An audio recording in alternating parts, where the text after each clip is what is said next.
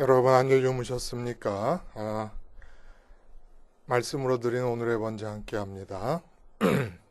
이 기계 문제 때문에 제가 아주 당황을 했습니다. 이게 참 혼자 이렇게 하려다 보니까 이게 차질이 많습니다. 여러분 이해해 주시고 민수기 16장 1절부터 33절까지 말씀으로 같이 합니다. 우리 1절부터 7절까지 같이 읽겠습니다. 시작. 레위의 증손 고앗의 손자 이스할의 아들 고라와 르벤 자손 엘리압의 아들 다단과 아비람과 벨렛의 아들 온이 당을 짓고 이스라엘 자손 총회에서 택함을 받은 자 곧 회중 가운데서 이름 있는 지휘관 250명과 함께 일어나서 모세를 거스르니라. 그들이 모여서 모세와 아론을 거슬러 그들에게 이르되 너희가 분수에 지나도다. 회중이 다 각각 거룩하고 여호와께서도 그들 중에 계시거늘 너희가 어찌하여 여호와의 총회 위에 스스로 높이느냐. 모세가 듣고 엎드렸다가 고라와 그의 모든 무리에게 말하여 이르되 아침에 여호와께서 자기에게 속한 자가 누구인지 거룩한 자가 누구인지 보이시고 그 사람을 자기에게 가까이 나아오게 하시되 곧 그가 택하신 자를 자기에게 가까이 나오게 하시리니 이렇게 하라. 너 고라와 내 모든 무리는 향로를 가져다가 내일 여호와 앞에서 그 향로에 불을 담고 그 위에 향을 두라. 그때 여호와께서 택하신 자는 거룩하게 되리라. 레위 자손들아 너희가 너무 분수에 지나치느니라.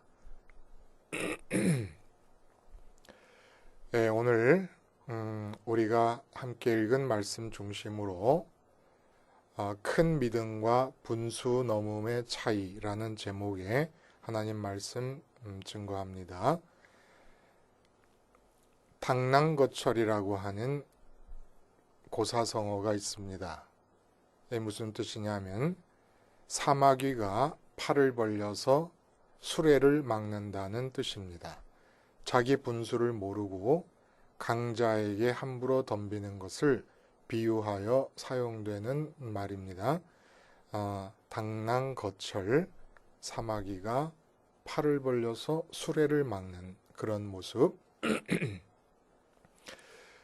성경 속에서 우리가 이런 예를 보자면은 모세가 지팡이 하나 들고 대국 애굽의 왕 바로 앞에 맞서는 그런 상황, 우리는 이것을 믿음이라고 얘기합니다. 근데 믿음이라고 하는 확증될 수 없는, 눈으로 보이지 않는 요소를 제거해버리면 당랑거철입니다.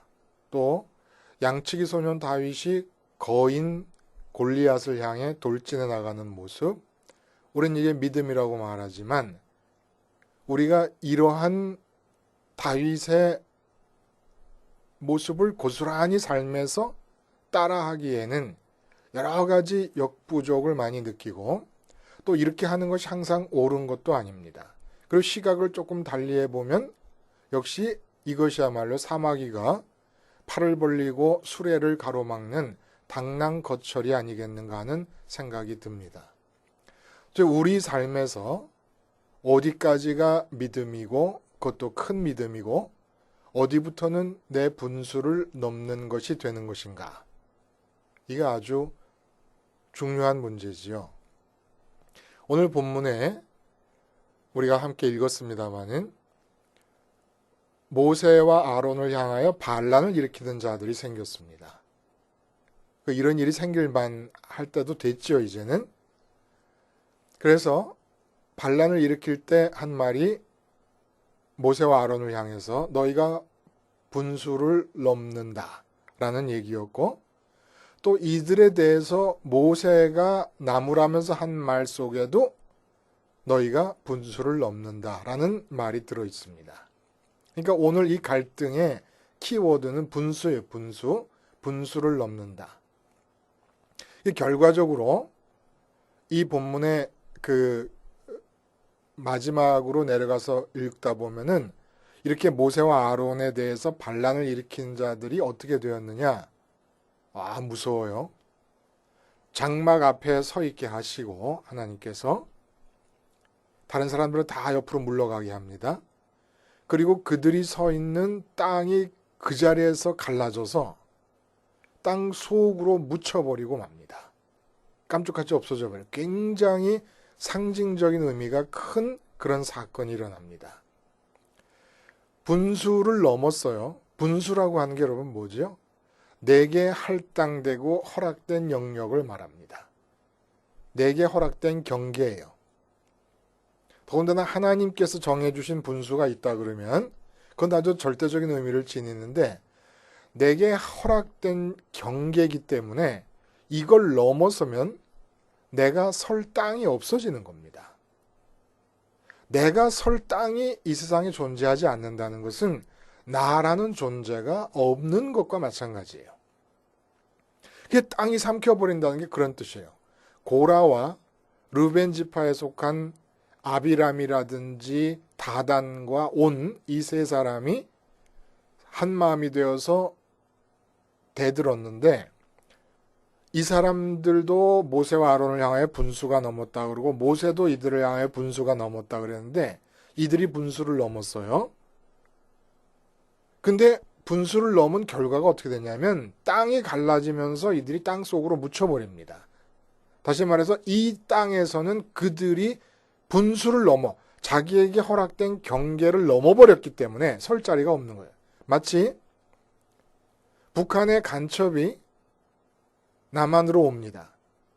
그러나 남한 내에서는 어느 곳에서도 그 간첩을 위해서 공식적으로 허락될 수 있는 땅이 없습니다. 그러니까 설 땅이 없는 거예요. 그러니까 신분을 숨기고 숨어서 다니니까 뭡니까? 나로서 살 수가 없는 거예요. 나로서 살 수가 없어요. 이 바로 분수가 넘으면 설 땅이 없다는 말씀을 오늘 본문이 아주 상징적으로 해주고 있는 거예요. 그 설 땅이 없다는 건 내가 나로서 살 수가 없는 거야. 나라는 존재가 없는 것이고 창조의 하나님의 그 의도를 따라서 내가 이 땅에 존재한다는 것은 기쁘고 감사하면서 살라는 겁니다. 그래서 에덴이 만들어진 거예요. 모든 것이 주어져서 기쁘고 모든 것이 주어지기 때문에 감사하면서 살라는 것. 근데 분수를 넘으면 기쁨이 없어지고 감사가 없어지는 거야. 내가 설 땅이 없어지니까. 근데 오늘 이 분수라고 하는 얘기를 분수 넘어가 큰 믿음과의 이 구분, 차이를 좀 알기 위해서 좀 자세히 들여다봐요. 고라는 누구냐 하면 모세와 아론의 사촌입니다. 그러니까 제사장직을 아론의 집안이 독점하는 것은 마치 큰아버지의 자식들이 온 재산을 다 먹는 것과 같은 거예요. 그러니까 할아버지의 재산을 큰아버지와 큰아버지의 가족이 다 먹는 것과 그런 것과 비교할 수가 있다는 겁니다. 그러니까 작은 아버지, 둘째 아들의 아들들인 우리 아버지가 그 할아버지의 둘째 아들인데 우리는 왜 이렇게 아무것도 가질 수가 없느냐 이겁니다. 그러니까 어찌 보면은 인간적으로 그럴 수도 있겠다는 생각이 드는 그런 불평일 수 있습니다. 그리고 르벤 지파에 속한 이 아비람이나 다단이나 온 이들도 혈통적으로 보자면 지금 선민 250만 명이 12지파로 구성되어 있지 않습니까? 근데 르벤 지파가 장자 지파예요. 그러니까 선민을 통솔하는 지도적 위치를 장자 지파인 르벤 지파에 속한 자기들이 갖는 것이 더 상식적이고 당연하다고 여길 수 있다는 겁니다. 그렇지 않겠습니까? 그리고 모세는 레위 지파 사람이에요. 레위 지파 사람. 그러니까 장자가 아니죠. 그러니까 맞는 말이고 더군다나 이 고라와 이 아비람과 다단과 온 이 네 사람이 절대로 하나님을 지금 잊은 상태가 망각한 상태가 아닙니다. 그래서 뭐라 하냐면 너희가 분수에 지나도다. 회중이 다 각각 거룩하고 여호와께서도 그들 중에 계시거늘 너희가 어찌하여 여호와 총회 앞에 스스로 높이느냐. 여호와 하나님을 굳게 붙잡고 있고 그 하나님의 선민이라고 하는 것도 알고 있고 선민은 평등한데 왜 너희가 높은 자리에 서서 홀로 그 높은 자리의 일을 다 담당하고 있느냐라는 얘기입니다. 그리고 이렇게 말하는 것에 대해서 모세도 역시 말씀드렸듯이 레위 자손들아 너희가 너무 분수에 지나치느니라. 대체 누가 분수를 넘은 것이냐 이겁니다. 이런 갈등이 교회 안에서 생기면 겉으로만 보아서 말하자면 고라도 아비람과 다단과 온도 모두 더욱 깊이 크게 헌신하겠다는 말이에요. 모두가 다 하나님을 위해서 헌신한다는 명분 아래서 이런 갈등이 목사님과 장로님 사이에 생기고 또 장로님들 중에서도 목사님파와 반대파 사이에서 생기게 됩니다. 그럼 어느 쪽이 분수를 넘는 것이고 어느 쪽이 진정한 믿음에서 나오는 말을 하는 것이냐? 우리 흔한 일로 예배당 건축을 합니다. 500억이 경비로 계산이 되어 나왔어요. 그러면 교인들이 200억 정도 헌금을 하고 엄청난 돈이죠. 대출을 300억을 받습니다. 그 땅과 짓게 될 교회 예배당을 다 담보로 잡고 대출을 300억을 받아요. 그래서 건축을 합니다. 근데 그때 모든 교인과 목사님들이 한 마음으로 하게 되는 생각은 큰 믿음을 갖자. 우리가 할 수 있다. 하나님께서 해주실 것이다. 근데 이게 큰 믿음인지 교회가 분수를 넘는 것인지 어떻게 알 수 있을까요? 정탐 사건을 한번 돌아봅니다.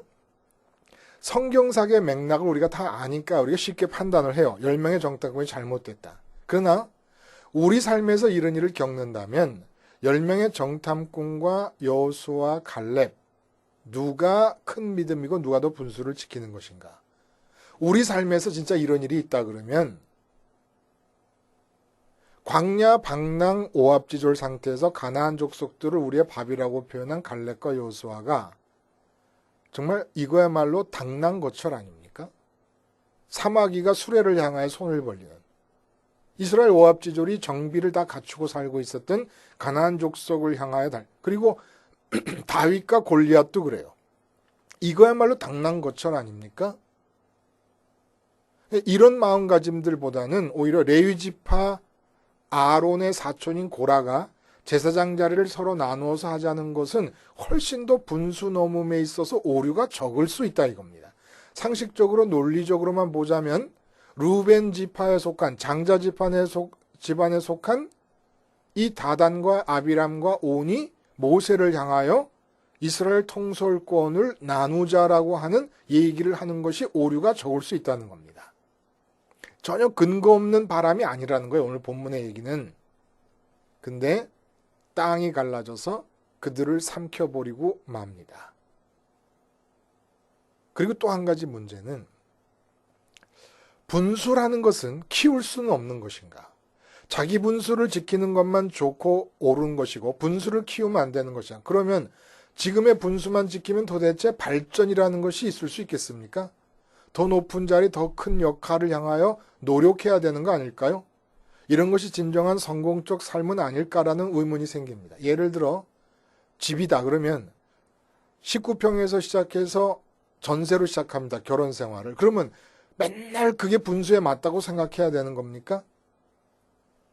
그냥 5년 뒤에는 24평짜리로 늘리자. 이렇게 생각하면 안 되는 거예요. 그리고 자동차 같은 것도 그래요. 맨날 조그만 소형차만 타고 다녀야 되는 겁니까? 차를 좀 좋은 걸 바꾸면 안 돼요? 예배당 건물도 마찬가지 아닙니까? 어디까지가 분수를 지키는 것이고 어디부터가 믿음이고 그리고 분수라는 것은 한번 정해지면 변함이 없는 것이냐? 변할 수 있는 것이라 그러면 분수라고 말할 것도 사실 없는 거 아니겠습니까? 계속 분수를 키워가야 되니까. 모든 일이 그랬듯이 분수를 키웠다고 다 이룰 수 있는 건 아니더라도 그리고 분수를 키워가려고 노력해야 되는 거 아니겠습니까? 우리가 분수와 연관돼서 착각하는 게 있다는 거예요. 지금 고라가 와서 아론에게 대제사장의 자리를 우리 나누어서 함께 하자라고 하는 이 말이 직접 분수를 넘는 게 아닙니다. 분수는 고라의 분수나 아론의 분수나 모세의 분수가 다 똑같아요. 하나님께서 정해주신 분수의 그 크기가 경계가 똑같습니다. 이거 우리가 알아야 돼요. 조금도 모세에게 허락하신 분수가 고라에게 허락하신 분수보다 더 우월하지 않습니다. 고라에게 허락하신 분수가 모세보다 열등하지 않습니다. 머리카락 하나만큼의 차이도 없이 동일합니다. 그 분수를 알 수 있는 키를 바로 앞장 15장 마지막 절에 하나님께서 해주신 것이에요. 뭐라 그랬냐면은 나는 여호와 너희 하나님이라. 나는 너희의 하나님이 되려고 너희를 애굽 땅에서 인도해 내었느니라. 나는 여호와 너희 하나님이니라. 너희의 하나님이라. 이 세 번 말씀하셨다 그랬어요. 선민 각자에게 각자의 하나님이 되시려고 출애굽을 시켰고 선민으로 선택하셨다는 얘기입니다. 모든 선민에게 허락하신 분수는 비어있는 마음 안으로 하나님을 갖는 것이 선민의 각각 개별자들에게 할당되고 허락된 분수입니다. 똑같아요. 차이가 없습니다. 하나님이 내 분수요, 허락된 내 몫이고 내 기업입니다. 그럼 분수를 넘는다는 것은 도대체 뭘 말하는 것이냐? 그것도 바로 민수기 앞장 15장에 얘기가 나왔어요. 39절에 너희를 방종하게 하는 자신의 마음과 눈의 욕심을 따라 음행하지 않게 하기 위함이라는 말이 나옵니다. 마음과 눈의 욕심을 따라 방종하여서 음행을 행한다. 이게 바로 분수를 넘는 겁니다. 그러니까 모든 선민에게 허락된 분수는 마음에 비어있는 공간에 살아계신 하나님, 보이지 않으시지만 살아계신 하나님을 모셔드려서 갖는 겁니다. 내 하나님으로. 그럼 분수를 넘는 것은 무엇이냐? 이 비어있는 마음에 하나님을 갖지 않고 눈에 보이는 것에 빠져서 그것을 마음으로 채우려고 하는, 이게 바로 마음과 눈에 욕심을 따라 방종하는 것이고 하나님이 들어올 자리에 다른 걸 들어오니까 음행한다고 한 겁니다. 이게 바로 분수를 넘는 거예요. 그러니까 분수를 넘는다는 거는 하나님 말고 다른 것을 갖겠다고 하는 게 분수를 넘는 거라는 겁니다. 그러니까 눈으로 보잖아요. 큰 집을 보고 큰 차를 보고 높은 지위를 보고, 근데 마음이 그것들을 갖고 싶어 하지 않습니까? 이게 벌써 분수를 넘는 거예요. 그러니까 쉽게 말하면 이 세상을 향하여 눈에 보이는 것들 중에서 손으로 만질 수 있는 것, 귀로 들을 수 있는 것들 중에서 내가 마음에 그것을 갖고 싶어 하게 되면 분수를 넘는 겁니다. 분수를 지킨다는 것은 하나님 한 분만을 마음에 갖는 게 분수를 지키는 겁니다. 그리고 이렇게 하나님 한 분만을 가져서 분수를 지키는 자에게 나타나는 특성은 이 세상에서 오감간으로 포착되는 모든 어떤 대상에 대해서도 갖고 싶다는 바람을 안 갖는 것, 이게 바로 분수를 지키는 것입니다. 이 분수를 지키게 하기 위해서 번제나 속죄제 같은 제사가 있는 거예요. 속죄제는 분수를 넘은 것에 대해서 죄를 속하는 것이고, 번제는 자꾸 분수를 넘으려고 하는 나를 죽이는 것이 번제입니다. 그것이 십자가에서 완성된 거죠. 그러니까 쉽게 말하면 십자가가 우리 분수의 경계예요. 우리에게 허락된 분수의 경계가 십자가입니다. 십자가를 넘어서 세상으로 마음이 가버리면 안 돼요. 세상으로 넘는다는 게 뭡니까? 십자가를 넘어서 세상에서 보이는 것과 들리는 것, 만져지는 것을 갖고 싶어 하는 것. 이게 바로 분수를 넘어가는 거예요. 십자가와 하늘이 있고 십자가가 있고 세상이 있습니다. 십자가가 세상과 하늘 중간에 있는 거예요. 우리 마음은 십자가를 넘어서 세상 쪽으로 가면 이게 분수를 넘는 겁니다. 십자가에서 딱 걸리는 거예요. 이게 분수의 경계니까. 우린 죽었다. 세상에 대해서 죽었다. 세상에서 죽었다는 건 뭡니까? 세상에 있는 것들로부터 기쁨을 얻으려고 그러고 세상에 있는 것들로부터 행복을 찾으려고 하는 것이 세상에 대해 살아있는 것이고, 세상으로부터는 행복과 기쁨을 원하지 않는 것이 죽는 것입니다. 그러니까 운명적으로 십자가 이쪽으로 머물면서 하나님 한 분으로 기쁘고 감사하고 행복하게 살아야 되겠다라는 게 분수에 맞는 생각이라는 겁니다. 돈 벌어서 행복해야지 분수 넘는 거라는 거예요. 그 예가 바로 오늘 고라를 통해서 아주 전형적으로 나타났다는 얘기입니다. 하나님을 갖는 분수를 지켰다면 절대 모세의 자리와 아론의 자리를 욕망하지 않게 되었을 것이라는 얘기입니다. 그러니까 우리는 생각하기를 아론의 자리를 말하고 모세의 지위를 언급하면서 반란을 일으킨 것이 분수에 넘었다고 생각하는, 그거는 분수를 넘은 결과예요. 결과. 하나님만으로 마음을 채우려는 이 분수를 넘은 결과가 자리를 탐하는 것이고 뭐 좋은 아파트를 탐하는 것이고 이런 식으로 나타나는 것이지, 또 막 대출을 얻어가지고 무리하게 예배당을 막 건축을 하려고 그러고 이런 식으로 나타나는 것이지, 이것 자체가 분수를 넘는 게 아니에요. 분수를 넘는 결과입니다. 결과. 그러면 여기서 문제가 뭐냐 하면, 분수를 넘는다는 것은 대부분 지금 현재의 형편보다 더 좋은, 더 큰, 더 많은 것을 바랄 때 분수를 넘게 되는 거 아닙니까? 근데 이상하게 선민이 분수를 넘을 때는 하나님이라고 하는 거룩하심, 거룩이 뭐라고요? 더 이상 좋을 수 없을 만큼 좋은 상태가 거룩입니다. 그러니까 가장 거룩한, 가장 좋은 하나님을 나의 분수로 주셨는데, 우리가 이 세상에 있는 것들을 향하여 분수를 넘어버릴 때는 본래 내게 할당된 분수보다 더 허접하고 더 비천하고 더 천박한 것을 향하여 분수를 넘게 된다는 겁니다. 모든 세상 사람들이 분수를 넘을 때는 자기들이 말할 때 그 개념 안에서는 더 좋은 것을, 더 높은 것을, 더 많은 것을 향하여 분수를 넘게 되는데, 선민이 분수를 넘을 때는 본래 할당된 것보다 항상 비교도 할 수 없을 정도로 허접한 것을 향하여 분수를 넘게 되어버리고 맙니다. 예수님께서 머리 둘 곳이 없이 사셨다. 그분이 능력이 없으신 게 아닙니다. 더 이상 좋은 존재가 없으신 거룩하신 하나님을 가지신 분으로서 마땅히 나타난 세상에 대한 마음가짐이라는 거예요. 초대교회가 유무상통했다. 이게 어떻게 가능합니까? 분수를 지켰기 때문에. 하나님만을 가져야 된다라고 하는 분수를 지키는 모든 사람들은 유무상통이 가능하다는 얘기예요.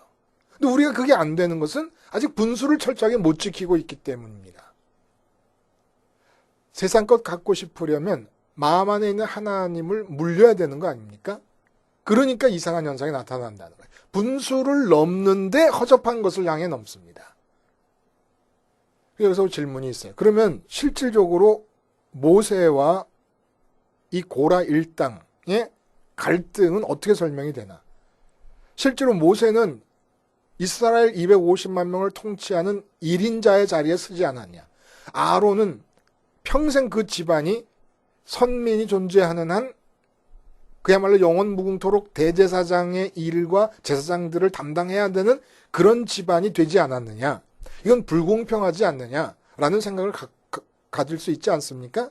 근데 이런 생각이 안 난다는 거예요. 왜 안 나냐 하면은 우리가 마음 안으로 분수를 지켜서 하나님을 갖지 않습니까?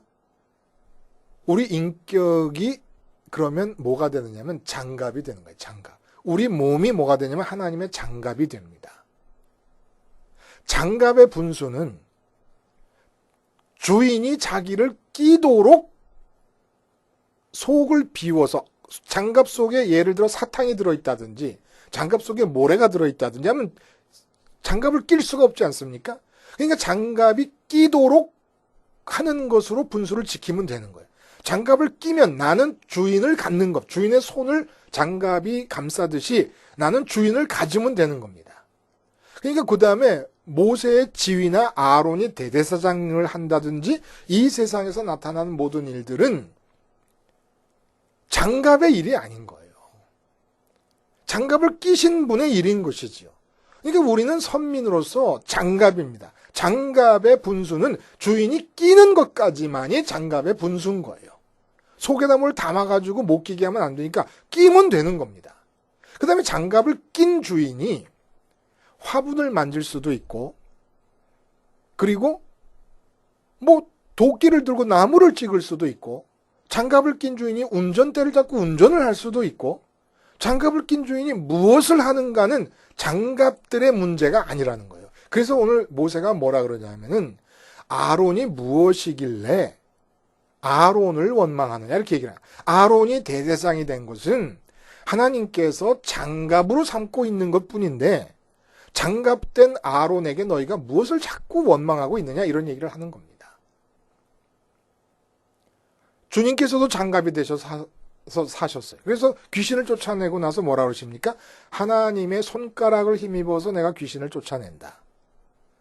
그리고 사도들도 너희 말 듣는 것이 옳으냐 하나님 말 듣는 것이 옳으냐 하나님의 장갑이 돼서 살았습니다. 주님이 항상 그랬잖아요. 내가 하는 일은 내가 하는 게 아니라 내 안에서 아버지께서 하시는 일이다. 사도 바울도 얘기합니다. 내 안에 그리스도가 사는 것이다. 이 장갑이 돼야, 그 장갑이 되려면 어떻게 해야 됩니까? 철저하게 분수를 지켜야 된다는 거예요. 분수를 지키면 하나님이 내 안에서 들어오셔서 나를 장갑 삼아 끼시는 그 상태에서 내 몫은 다 이루어지는 겁니다. 하나님을 내가 갖는 거니까. 내 마음 안으로 갖는 거니까. 그래서 고라와 이 아비람과 다단과 온이 무엇을 놓쳤느냐 하면 번제의 의미를 놓친 거예요. 제사의 의미를 놓친 겁니다. 왜 제사를 하나님이 만드셨느냐? 이렇게 눈에 보이고 있는 일에 대해서 내 마음이 그쪽을 향해 달려가려고 할 때마다 번제를 기억해야 되는 거예요. 상번제가 그래서 매일같이 제사를 드리고 있는데 이 상번제는 250만 명 각자가 다 자기가 죽는 거라고 생각해야 되는 제사가 이 상번제라는 겁니다. 이 상번제를 놓쳐버리면 분수를 넘어가 버립니다. 눈에 보이는 것, 귀에 들리는 것, 손에 만져지는 것에 끌려가 버리고 만들게 된다는 얘기입니다. 큰 믿음이라는 것은 엄밀하게 말하면 하나님이 나를 장갑 삼으셔서 크게 일을 할 때 큰 믿음인 거예요. 내가 믿는다라고 하는 말이 엄격하게 말하면 잘못된 거라는 겁니다. 잘못됐다기보다는 그 표현이 오해를 불러올 수 있는 표현이 된다는 거예요. 다윗이 골리앗을 향해 나갈 때는 자기 분수를 철저하게 지켜서 양치기를 하면서 그 양치기의 이 들판에서 하나님을 마음속으로 모셔드립니다. 그랬을 때 다윗을 하나님께서 장갑으로 삼으시고 골리앗을 향해 나갔던 거예요. 그러니까 그게 큰 믿음이지만 내용적으로 보면 다윗이 자기 분수에 충실해가지고 하나님의 장갑이 됐던 것이고 모세도 애굽왕 앞에 섰을 때는 이미 하나님을 모셔드린 상태에서 분명히 내가 한다. 너는 앞에 서기만 해라. 결국 그 얘기 아니었습니까? 이게 바로 우리 선민들의 삶인데 이게 어떻게 가능하냐? 우리 분수의 경계인 십자가를 넘어가지 않는 겁니다. 그러니까 어떤 상황에서 눈에 뭐가 보이고 어떤 일이 일어나더라도 십자가를 넘어가지 않는 거예요. 그러니까 예배당 건축을 할 때 목사님이 분수를 넘지 않으려면 어떻게 해야 되느냐? 완전히 십자가에서 예배당에 대해서 죽는 거예요. 멋진 예배당을 마음에 꿈꾼다. 이건 분수를 넘어가는 겁니다. 마음의 멋진 예배당의 형상이 비전으로 자리 잡으면 이미 하나님이 포기된 겁니다. 예배당과 하나님은 일치하는 존재가 아니에요. 다른 존재예요. 하나님을 대체할 수 있는 존재는 그 어떤 것도 없어요. 선교 사업도 하나님을 대체할 수 없어요. 성전 건축도 하나님을 대체할 수 없어요. 어떤 것도 하나님을 대체할 수 없습니다. 그러니까 내가 지금 믿음으로 가는 것이냐 아니면 분수를 넘는 것이냐를 알려면 십자가에서 예배당에 대해서 완벽하게 죽는 겁니다. 예배당에서 완벽하게 죽는다는 것은 목사님 마음에는 예배당에 대한 소원이 하나도 없는 거예요. 당회원들의 소원 속에 예배당에 대한 소원이 하나도 없는 거예요. 그때 하나님으로 충만하면 된다라는 생각을 갖고 당회가 하나님으로 채워질 때 하나님이 당회를 장갑 삼아서 예배당을 건축해 나갈 수 있어요. 교인들이 들고 일어날 거예요. 우리 예배당 짓자고. 그리고 예배당을 질 수 있는 여건이 막 허락이 될 겁니다. 막 300억씩 대출을 안 받아도. 그게 안 되면 하나님의 뜻이 아니기 때문에 안 되는 거예요. 큰 믿음과 분수, 넘음. 도대체 이걸 어떻게 지키느냐? 십자가에서 지금 내가 하고 싶고 갖고 싶은 것에 대해서 완벽하게 죽어서 어느 정도로 죽느냐? 하나님으로 배가 점점 불러와가지고 전혀 그것에 대한 아무런 소원이 없을 때까지 십자가 붙잡고 기다리는 겁니다. 그래서 완전히 그것에 대한 소원이 없어져야 그 다음에 나타나는 일은 다 하나님이 나를 장갑으로 끼시고 하나님이 하시는 일이요, 그것이 바로 큰 믿음의 사건이요, 큰 믿음의 현상이라고 말할 수가 있는 것이죠. 그러니까 나는 철저하게 장갑되어야 된다라고 하는 이 생각이 분수를 넘는 것인지 큰 믿음의 현상과 큰 믿음의 역사가 나타나는 것인지를 알게 해주는 기준이 되는 것이고, 그 기준을 넘지 않기 위한 경계에 우리가 초점을 맞춰야 될 지점이 뭐냐? 십자가입니다. 십자가가 바로 우리 분수의 경계예요.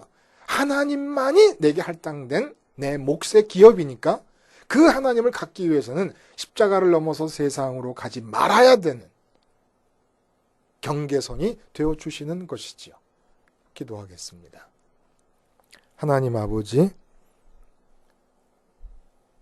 어떻게 하든지 분수를 넘지 않아 큰 역사가 일어나든 작은 역사가 일어나든 하나님이 나를 장갑 삼아 행하시는 일로만 나머지 여생의 시간들이 가득가득 차게 해 주시옵소서.